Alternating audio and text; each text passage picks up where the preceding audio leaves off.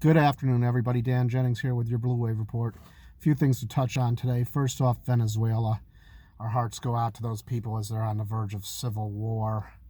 And we all saw the video of the tank running over protesters. And all I can say is Maduro and his people need to be brought up on crimes against humanity on that one.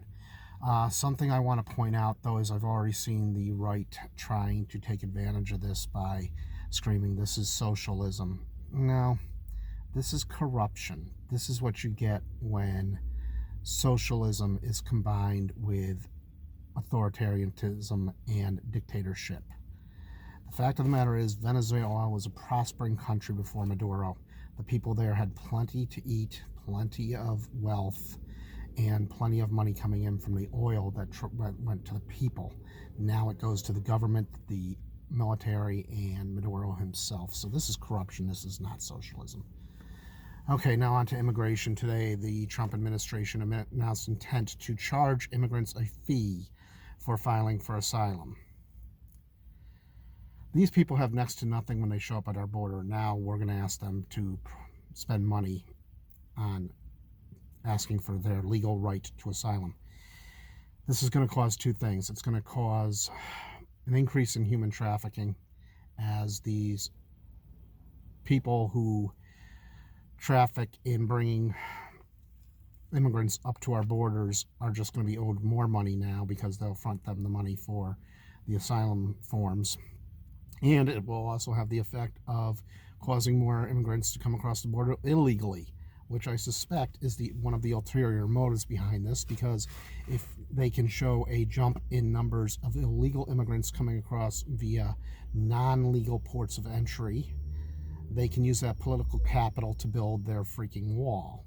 So that doesn't surprise me either.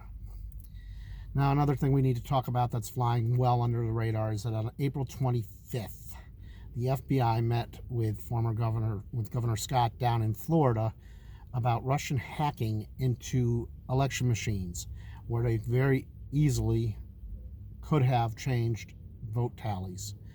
This is not getting hardly any play in the media, and we the people need to start making phone calls and demanding of our legislators, not just in Florida but on the national level, to find out just what the hell happened in Florida. How deep did the Russians get in, and what are we going to do to stop it? We know the Senate isn't going to do anything to stop it, because we had a $250 million package go from the House for election security last year that Mitch McConnell blocked. So we know that's not going to happen. And lastly, today, I want to talk about the dirty politics going on, and not just the right but the left.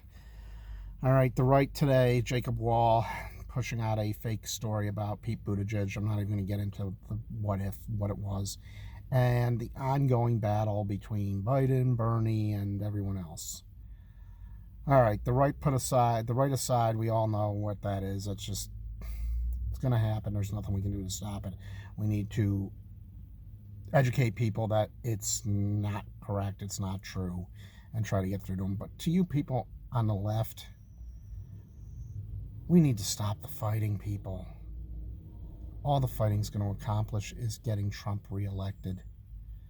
And as Joe Biden said, this is a battle for the soul of our country. And we cannot afford to let Trump have 8 years in the White House. He will fundamentally change forever the way our country and democracy runs. So please, can we tone down the fighting? Let's focus on what our candidates are for, and not argue about what other candidates did 20 or 30 years ago. All right? People evolve on their decision making, on their policies. Even Obama did so. Even Bush did so. Every president, every senator, we see them evolve because they listen to the people. And what the people want is where their decision making progresses to. There's no reason to believe that, regardless of your candidate, that they won't evolve as well. This 100% purity test bullshit's got to stop.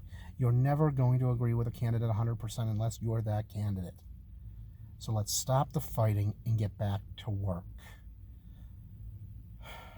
For the Blue Wave Report, I'm Dan Jennings, reminding you as always, don't just comment, act. Have a good night, everybody.